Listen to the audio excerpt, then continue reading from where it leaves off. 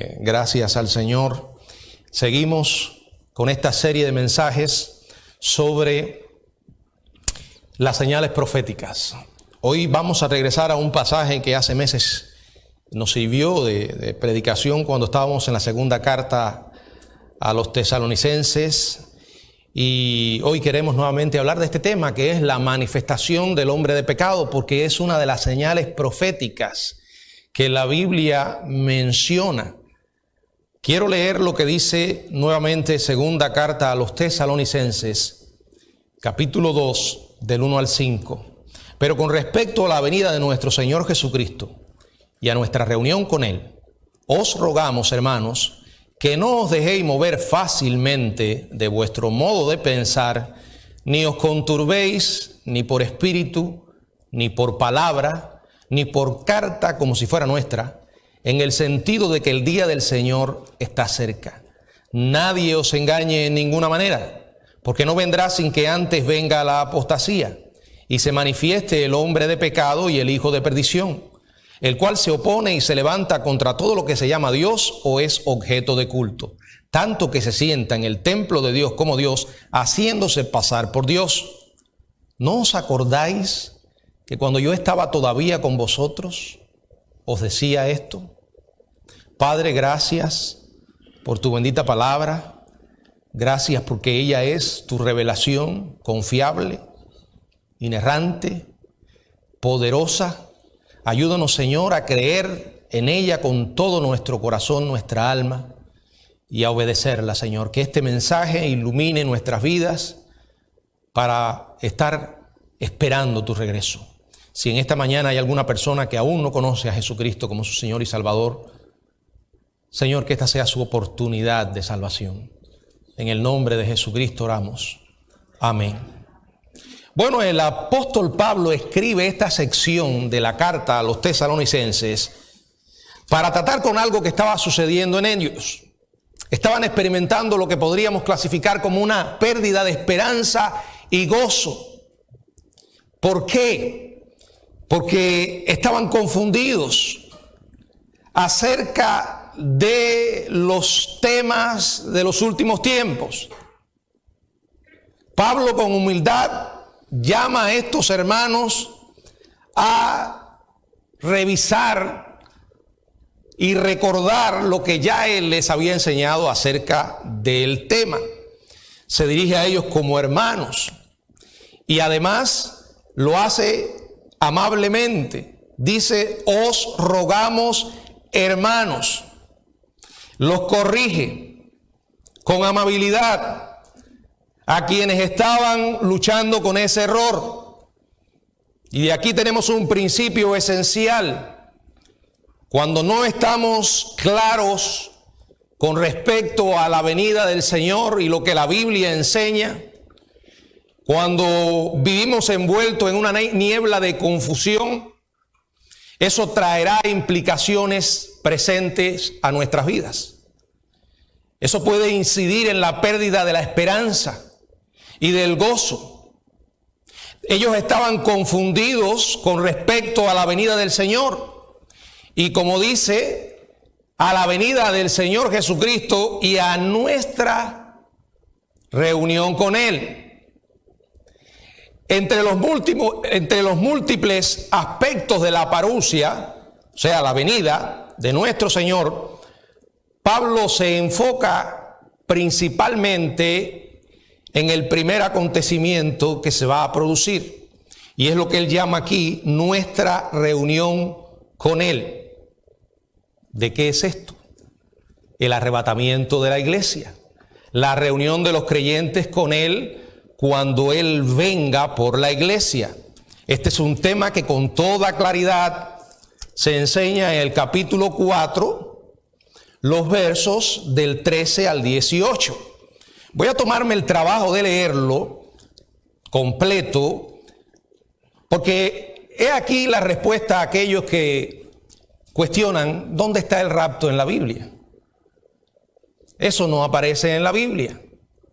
Eso fue inventado después y de hecho fue por un ex jesuita o no sé quién que enseñó eso, fue un invento moderno, eso no está en la Biblia. Y esto que voy a leer, ¿qué es? Tampoco queremos, hermanos, que ignoréis acerca de los que duermen, para que no, primero a los Tesalonicenses 4, del 13 al 18, para que no os entristezcáis como los otros que no tienen esperanza. Porque si creemos que Jesús murió y resucitó, así también traerá Dios con Jesús a los que durmieron en él. Por lo cual os decimos esto en palabra del Señor, que nosotros que vivimos, que habremos quedado hasta la venida del Señor, no precederemos a los que durmieron. Porque el Señor mismo, con voz de mando, con voz de arcángel y con trompeta de Dios, descenderá del cielo. Y los muertos en Cristo resucitarán primero. Luego nosotros, los que vivimos, los que hayamos quedado, seremos arrebatados juntamente con ellos en las nubes, para recibir al Señor en el aire, y así estaremos para siempre con el Señor. Por tanto, alentaos los unos a los otros con estas palabras. Miren, el verso 18 estaría de más. Si como algunos enseñan, y como llegaron a creer los tesalonicenses, y por eso atravesaron por esa pérdida de gozo y esperanza, el creer que la iglesia tendrá que pasar por la tribulación y por esa persecución intensa como nunca antes, que sabemos que va a pasar durante los 7 años de tribulación. Si la iglesia tiene que pasar por los 7 años de tribulación, créanme, ese verso 18 no tendría muchos objetivos, porque aquí habla de alentarnos. Habla de la esperanza de que el Señor vendrá por la iglesia antes. Ellos estaban confundidos, esperaban el alivio del arrebatamiento.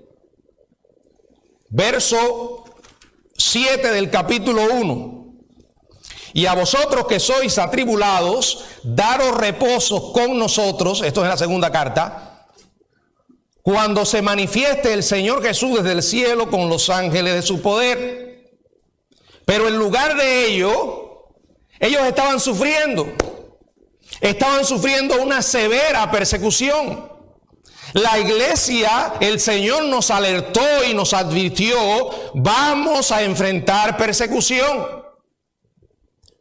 Vamos a enfrentar persecución, pero no la persecución que la Biblia habla durante la última semana de la profecía de la 70 semana, la semana 70 de Daniel, los 7 años de tribulación.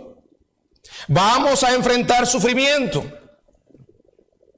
tribulaciones, pero no la gran tribulación, no los 7 años de tribulación finales. Por eso, cuando ellos se veían en esta situación, llegaron a pensar, nos perdimos el arrebatamiento. Estamos en el día del Señor. Es una expresión para referirse a los periodos de juicio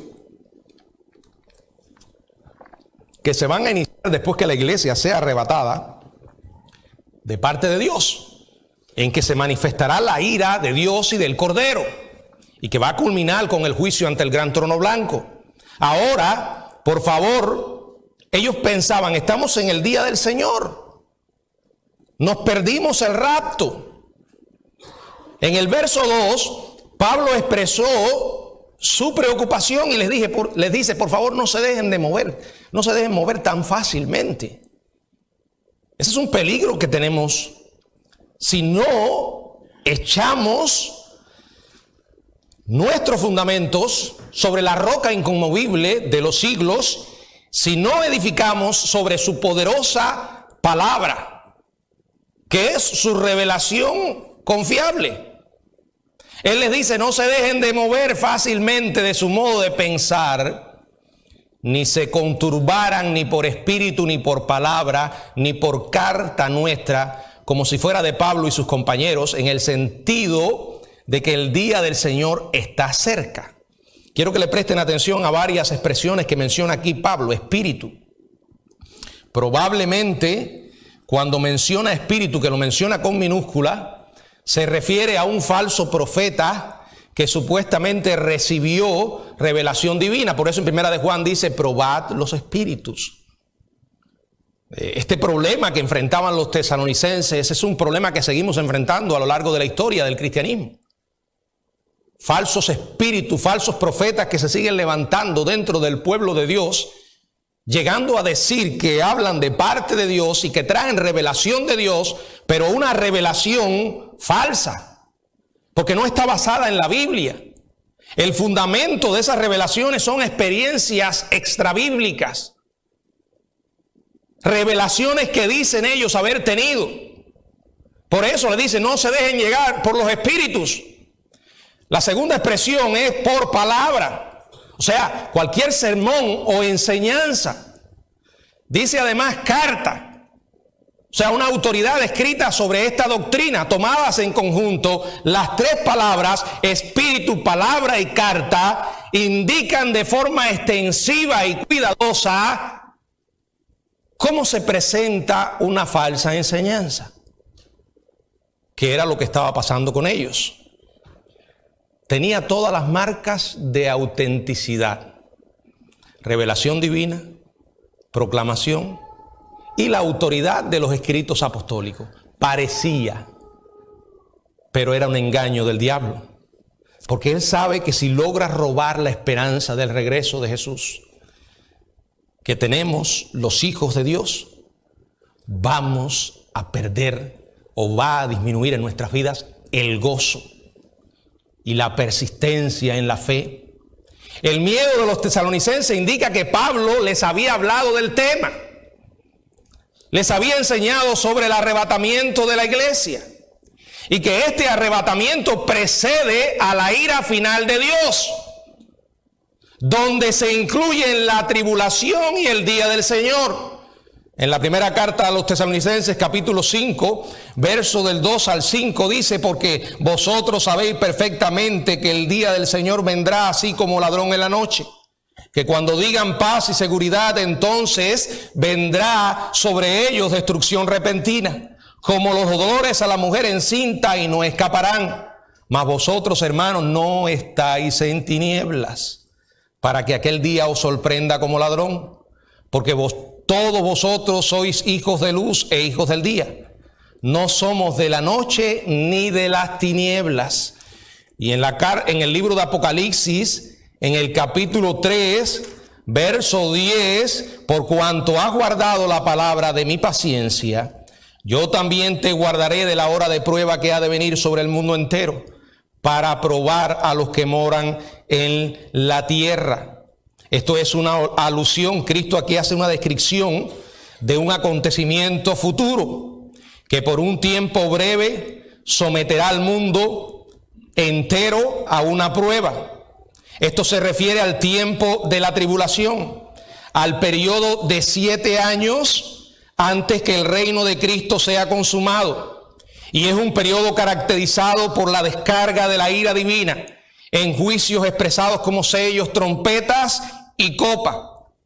Este juicio aparece en los capítulos del 6 hasta el 19 del libro de Apocalipsis. La segunda mitad se le llama la gran tribulación. El verbo guardar va seguido por una preposición cuyo significado normal es guardar de o fuera de. Apoya la idea, te guardaré de. Es una promesa para la iglesia que será sacada de este mundo antes del periodo de la tribulación. La iglesia, los nacidos de nuevo, los verdaderamente convertidos, no los religiosos, no aquellos que dicen Señor, Señor, en tu nombre hicimos. Es pueblo de Dios y el pueblo que Dios conoce. Claramente el apóstol le había enseñado que serían llevados antes de este tiempo. Miren, si él hubiera enseñado lo contrario, si les hubiera dicho ustedes van a pasar por esos juicios, no se habrían sorprendido. Bueno, más bien estarían, digamos que alegrándose de que se estaba cumpliendo la palabra en ese sentido, ¿no? no habrían tenido confusión.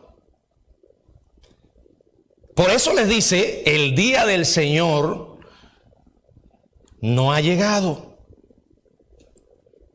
No se dejen mover de su modo de pensar, no se turben. Y para acabar con la confusión de estos hermanos, Pablo refuta las enseñanzas de los falsos maestros mencionando un acontecimiento que tiene que producirse antes del día del Señor. O sea, de todo el periodo de juicio, específicamente la parte final de la tribulación y lo que viene. Es un acontecimiento que no ha ocurrido. Está relacionado con la apostasía. No la apostasía de la que hoy tú y yo somos testigos. Porque sabemos que hay mucha apostasía. Y de hecho esto tendrá que producirse antes que el Señor venga. Aquí está hablando de un hecho concreto de apostasía. Un acto blasfemo que va a ocurrir durante los 7 años de tribulación, que no ha pasado todavía. Por eso el día del Señor no ha llegado. Él elabora esta enseñanza dejando 2 consejos. Número 1, no se dejen engañar. Número 2, no se olviden. No se dejen engañar. Nadie os engañe en ninguna manera.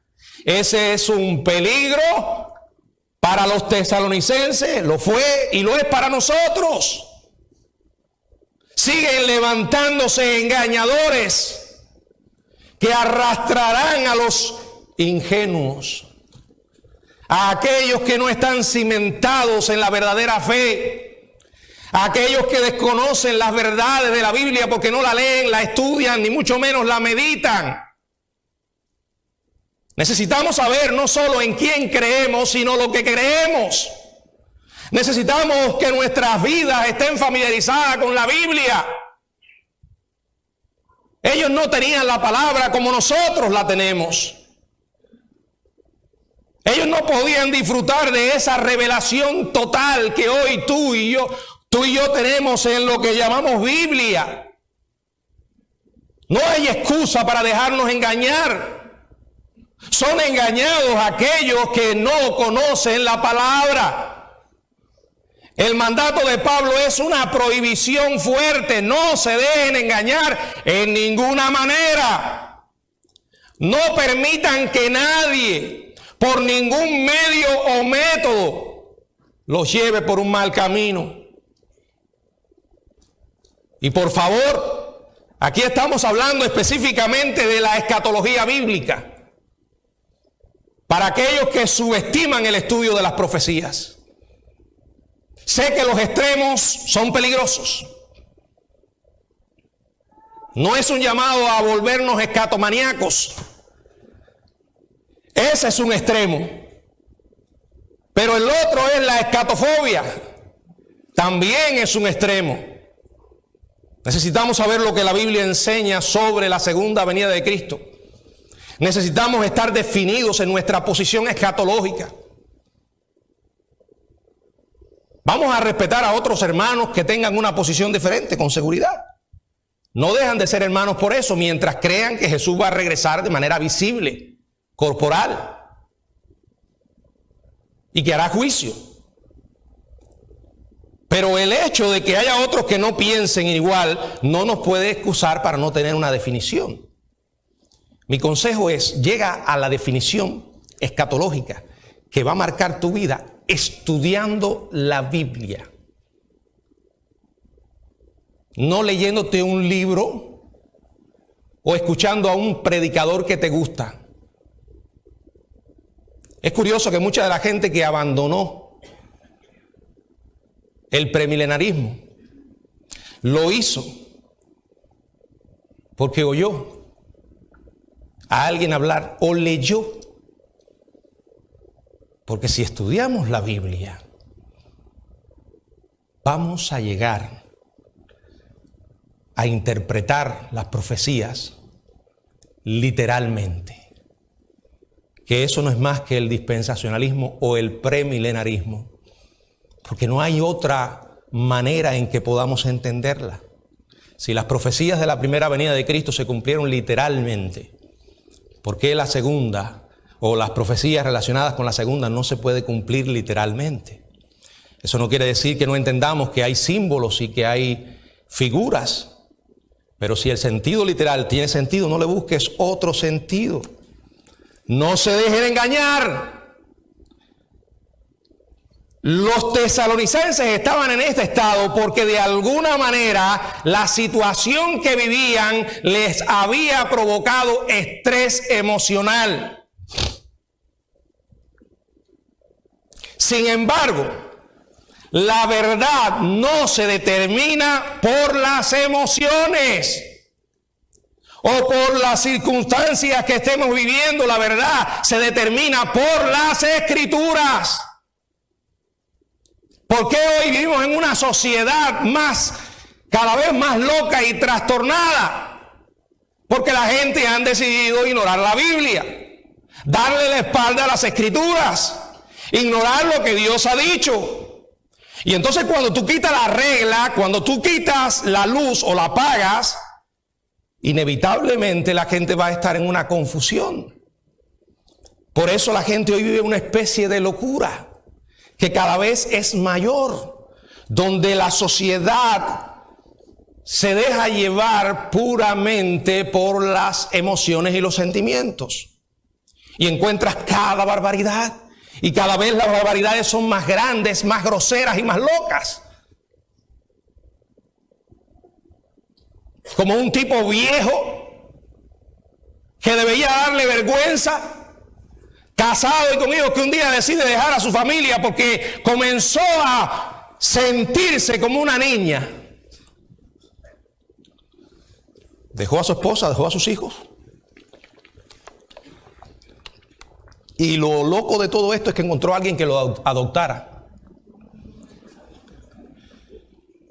Ustedes se ríen, hermanos, pero esto es real.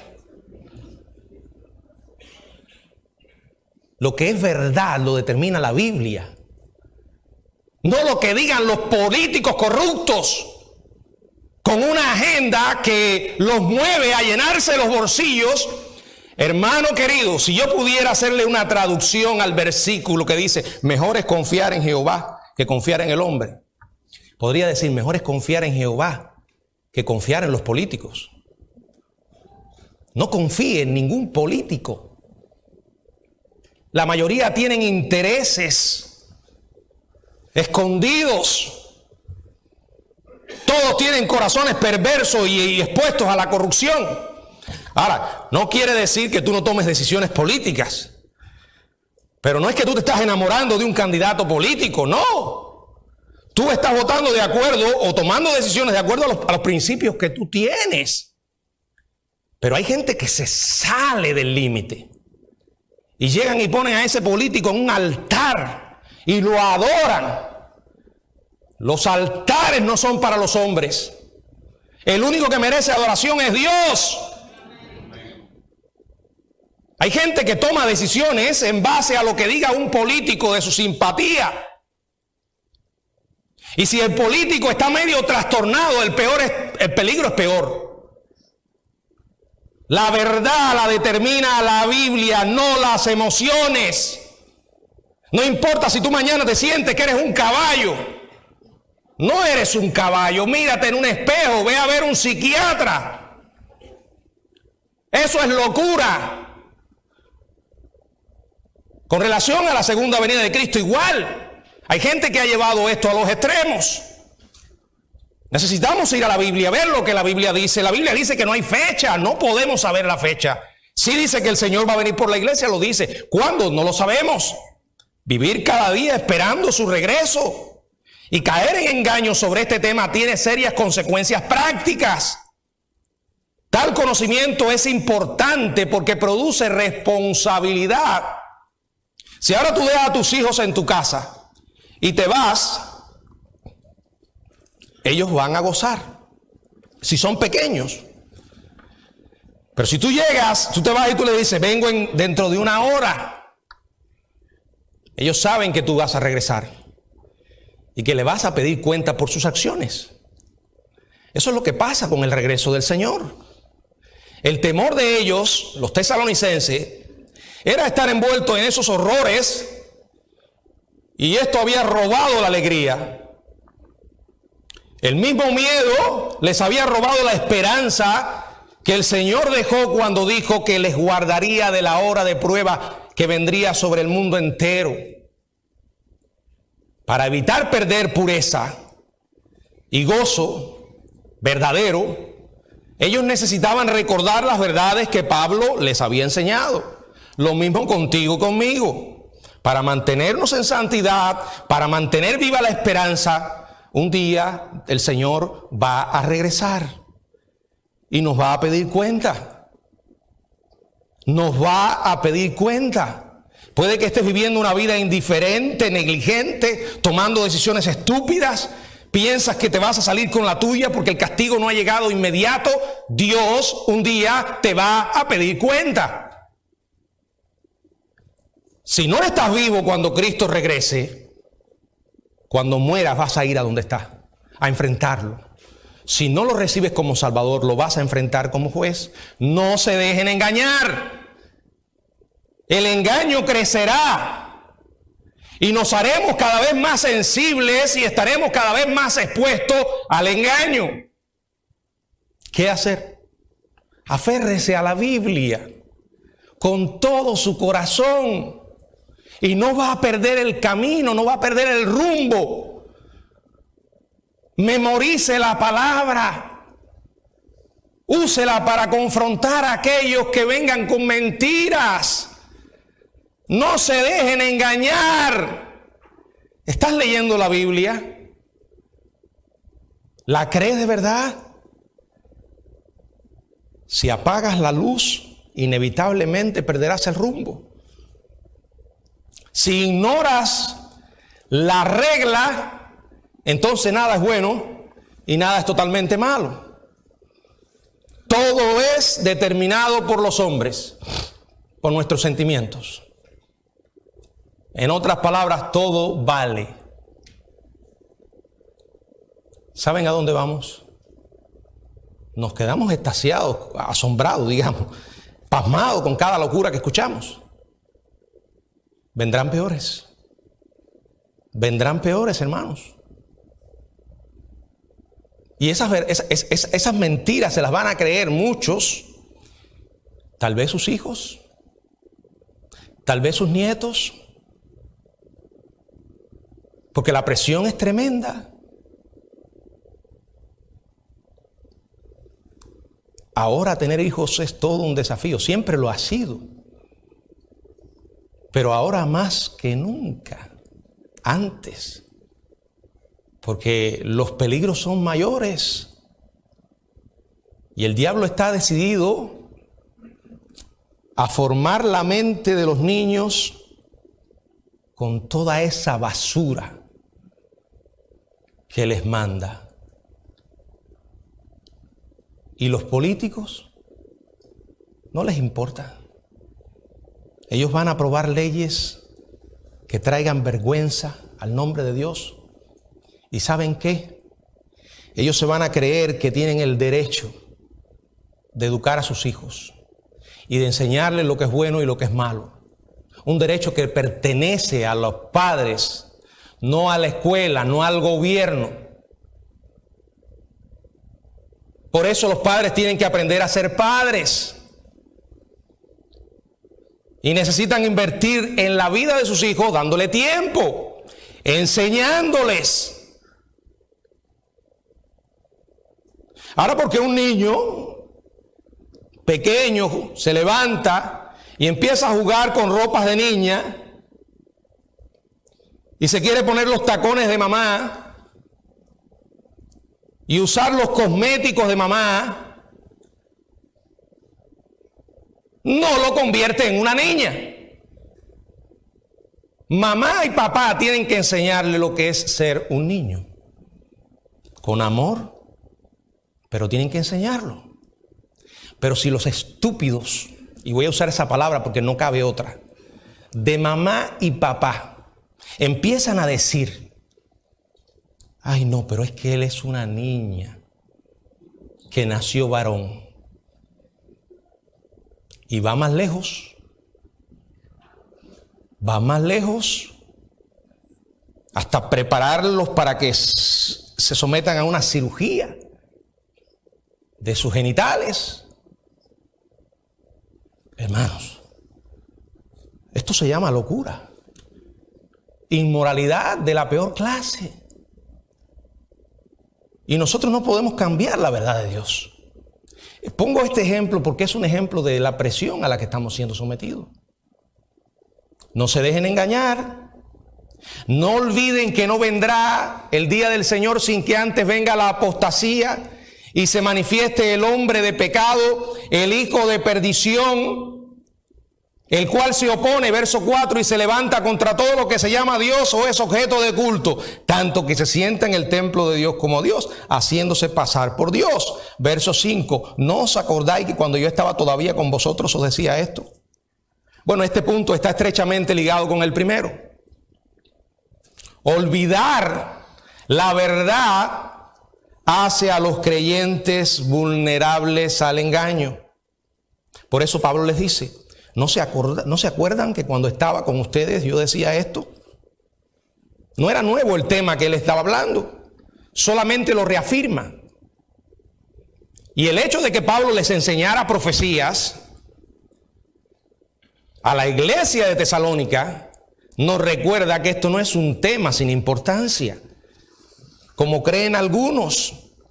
Es esencial para nuestra fe, y más en estos tiempos, porque nos da el gozo de saber que por mala que se estén poniendo las cosas, lo mejor está por venir.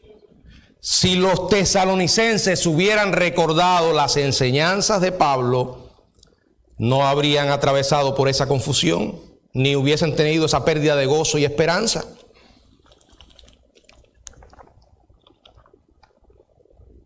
Pablo les recuerda lo que habían olvidado. El día del Señor no vendrá sin que antes venga la apostasía. La apostasía precede al día del Señor. Y como esa apostasía de la que se refiere él, o a la que se refiere él, no ha ocurrido, no ha llegado, el día del Señor tampoco. ¿Por qué sabemos que es un acto de apostasía en específico? Por el contexto, hermano. Aquí está hablando de un hecho blasfemo de magnitud sin precedentes. Identifica la apostasía con un personaje clave ligado a esta. ¿Cómo lo llama? Hombre de pecado. Entender quién es este personaje es un prerequisito para identificar la apostasía. Hombre de pecado significa hombre sin ley. La palabra de pecado ahí es anomia, significa sin ley. Un consumado fuera de la ley, un blasfemo que desafía la ley de Dios. Su espíritu ya está en el mundo, el espíritu del anticristo, su rebeldía, pero él todavía no se ha manifestado. En un mundo de tanta maldad, este líder, estimulado por el diablo, se levantará con un liderazgo perverso, depravado y sin ley, con una influencia jamás vista. No vendrá sin que antes venga la apostasía y se manifieste el hombre de pecado. Préstele atención a la palabra manifieste, porque habla de un tiempo definido en que aparecerá este personaje. Ya habrá sido conocido durante los 7 años de tribulación, estará presente, pero ese acto de apostasía que aquí habla va a revelar de una manera totalmente clara la naturaleza malvada de este ser, porque ahí se va a quitar la careta. Va a dejar todas las pretensiones de pacifista. Va a acabar con su demagogia. Se va a revelar como lo que es. Dios y el Señor Jesús no habrán aparecido como sus enemigos hasta que Él se manifieste. Fíjense, hombre de pecado. A lo largo de la historia se han identificado muchos personajes con este. Antíoco Epífanes, Calígula, Nerón, Hitler, Stalin, otros. Tal vez a algunos se le ocurre ahora a Putin. Pero la asociación cercana del hombre de pecado aparece con relación al día del Señor. ¿Qué quiere decir? Que todos estos personajes históricos que he mencionado están descartados. De lo contrario, ya el día del Señor habría llegado hace siglos.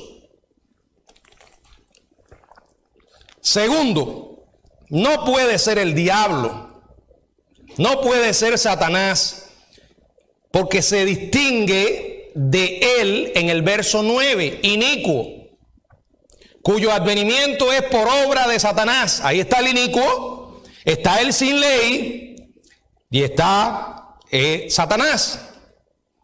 Tampoco puede ser un símbolo, ni un principio del mal. No podemos alegorizar eso. No podemos meter esa cañona a las escrituras, porque el texto lo identifica específicamente como un ¿qué? Un hombre, hermanos. Un hombre. Ese es el anticristo final. Hombre de pecado, hijo de perdición. Hijo es un término hebraico para identificar la asociación cercana o de alguna clase. Tal como un hijo comparte la naturaleza de su padre, el anticristo estará entregado a la perdición, oponiéndose al plan de Dios y haciendo la voluntad de Satanás. Pertenece a la perdición. Su destino es el castigo y el juicio. Este hombre de pecado, este hijo de perdición, será basura humana para el basurero del infierno. Solo un individuo en la historia ha sido llamado igual. ¿Quién?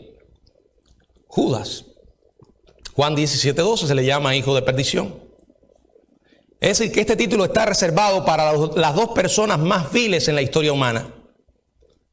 Las dos personas más viles controladas por el diablo y responsables de actos de apostasía.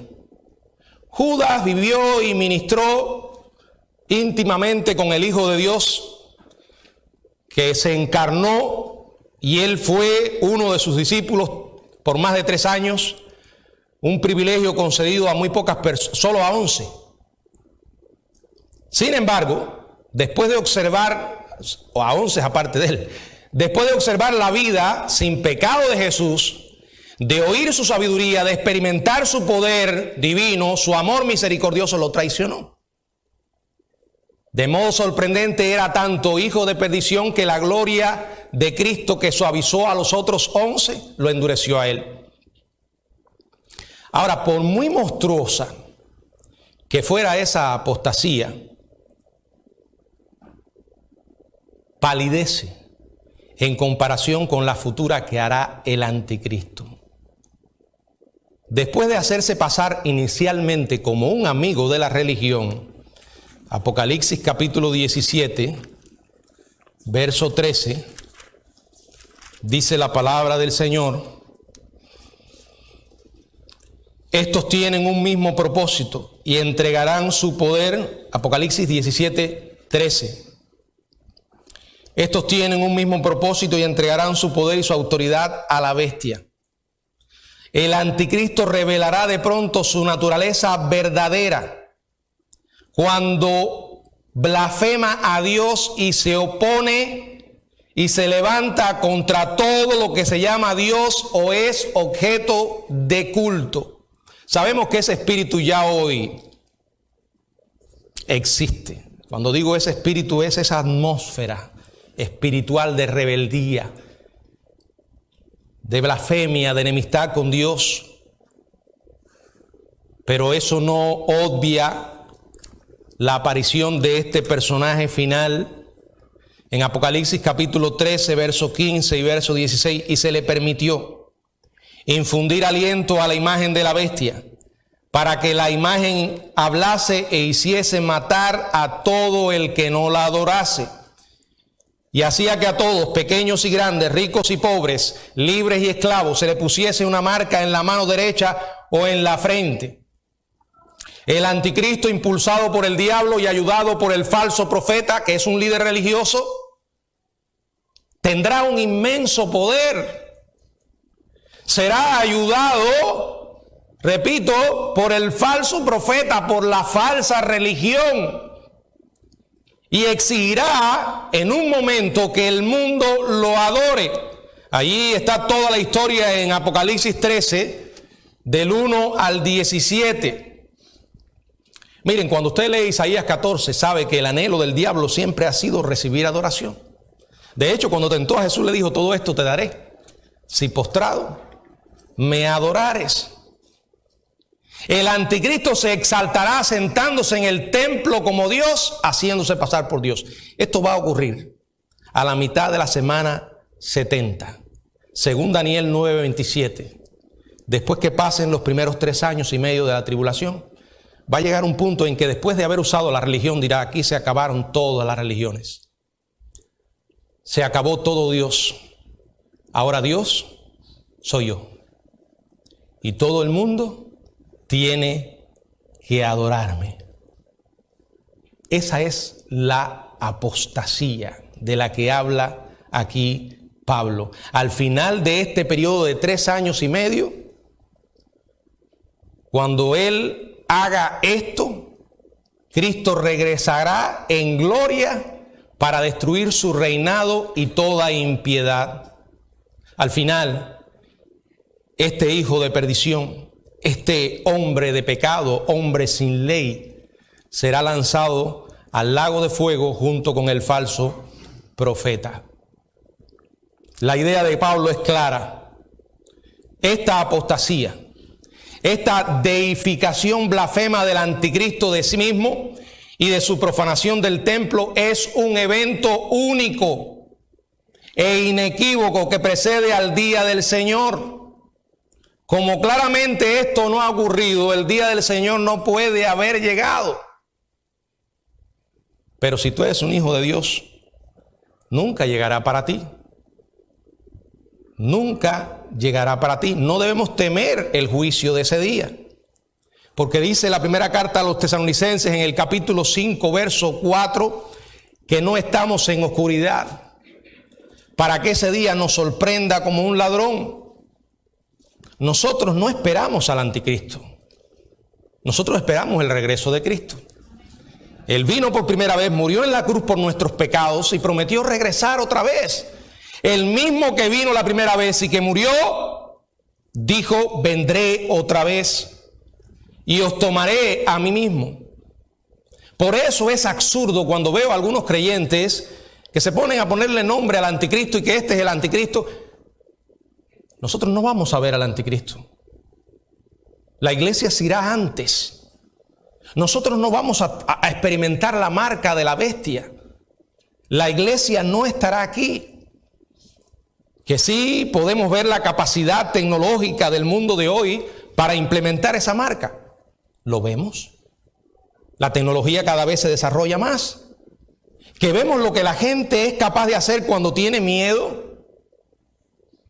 Y que lo que la gente es capaz de hacer para poder mantener su seguridad económica, comprar y vender. Lo vemos. Pero eso no es el evento final. Eso no tiene que ver con los 7 años de tribulación.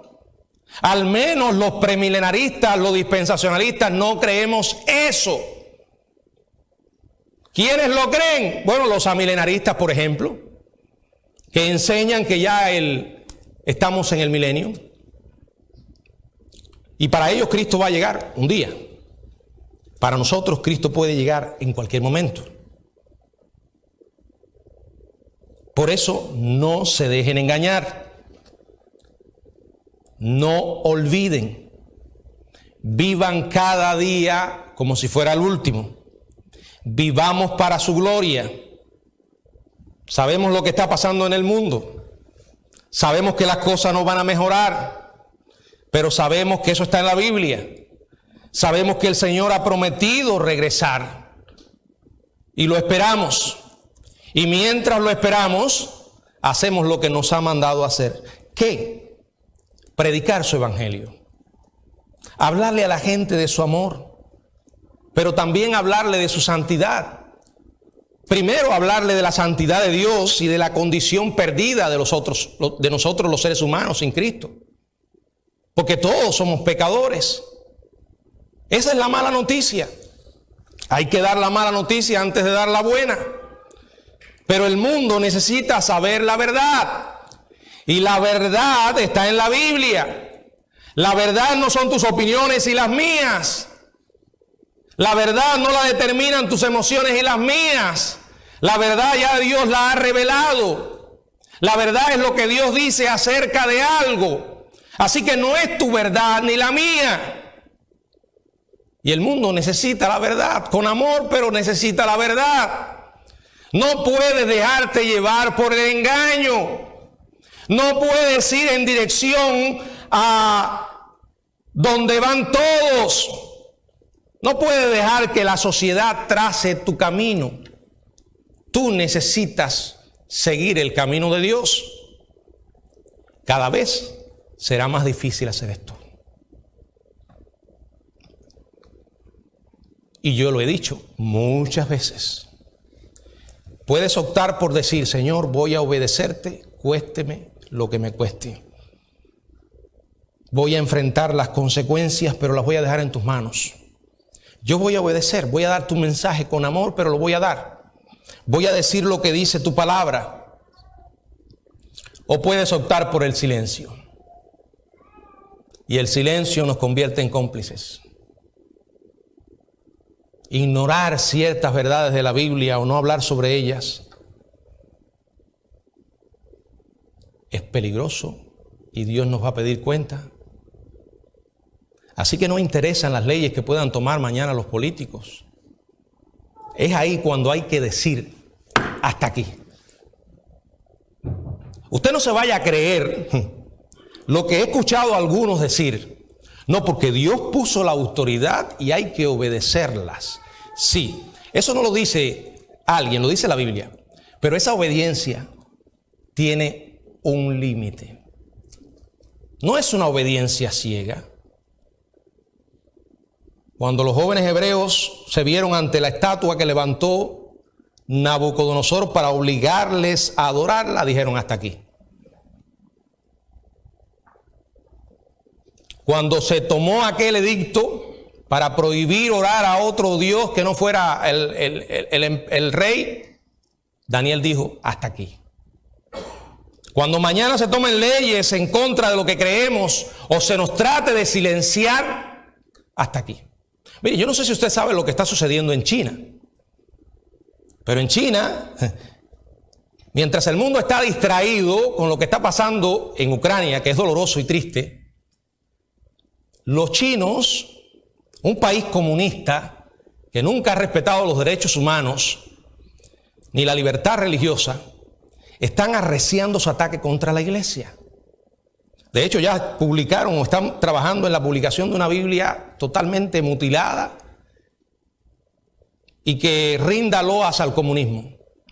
También se aprobó una ley que los cristianos no pueden usar las redes sociales para propaganda religiosa. Hay que sacar un permiso. Hermanos, esto es muy serio. Lo que está pasando en China. Y los políticos, era lo que le decía, ¿verdad? A veces se mueven por intereses. La libertad religiosa está siendo atacada en el mundo y en los Estados Unidos también. Y mañana se van a tomar leyes más severas contra aquellos que proclamen la verdad del evangelio. Escuche esto. Si usted opta por el silencio, usted no va a predicar el evangelio. Porque el evangelio sin la verdad no es evangelio. Las buenas noticias sin las malas es un mensaje incompleto. Pero darle las malas noticias a la gente va a costar. Está costando en muchos lugares del mundo. Ya yo he mencionado lo que está sucediendo en Cuba. La cosa se va a poner peor allí. ¿Qué vamos a hacer? Esta pregunta necesitamos responderla ahora, no cuando llegue el desafío. ¿Y saben qué? Necesitamos responderla a cada uno de nosotros de manera personal. Si optas por el silencio, puede que escapes a la ira de los hombres, pero no vas a escapar de la ira de Dios. Que Dios nos ayude, hermanos.